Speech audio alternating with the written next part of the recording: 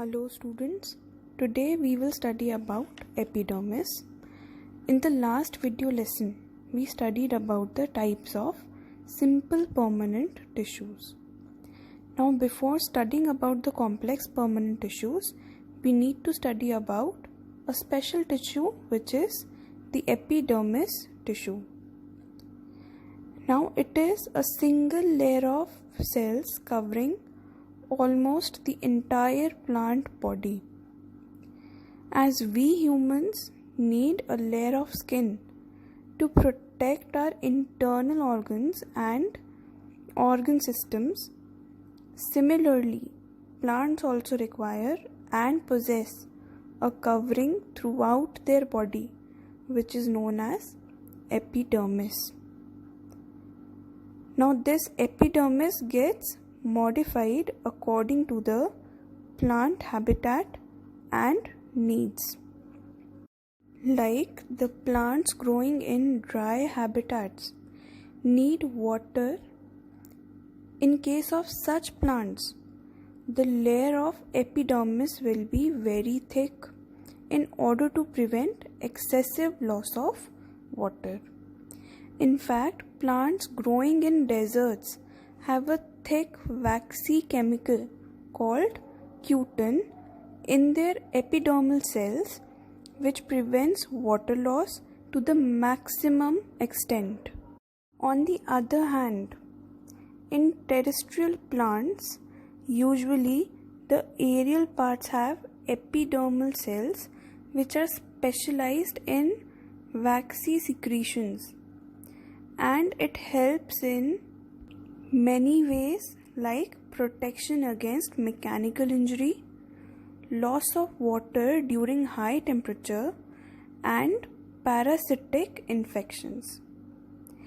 In addition to this, the roots of plants have tiny hair-like structures. These are also modified epidermal cells, which help in increasing the surface area of absorption of water and minerals from the soil. Now, as these tissues provide protection to internal organs, the intercellular spaces are absent. Also, the cells are flat and possess a comparatively thicker cell walls. Now a question arises: how does the gaseous exchange in plants take place if the epidermal cells have no intercellular spaces? Well, some parts of the plant have spaces or pores which are referred as stomata in green leaves. These are, however, guarded by bean-shaped guard cells.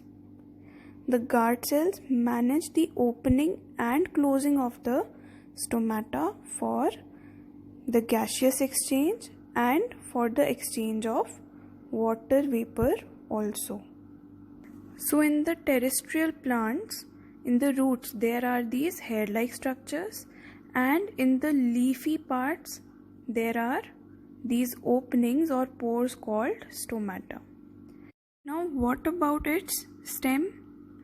Will the layer of epidermal cells be similar to that of the roots and leaves?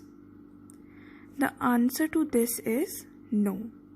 In fact, the stem of huge trees do not even possess a proper epidermal layer.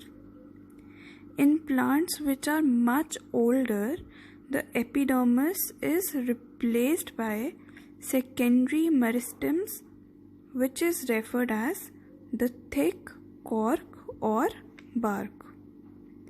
The cells of these layers are dead and compactly arranged. What is the meaning of compact arrangement? This means that there is no intercellular spaces. Now, if the intercellular spaces are absent, then how will the gaseous exchange take place? See, there is a chemical named suberin which regulates the gaseous exchange and water loss through this thick bark or cork in the older trees. Now we will study about the complex permanent tissues in our next video lesson.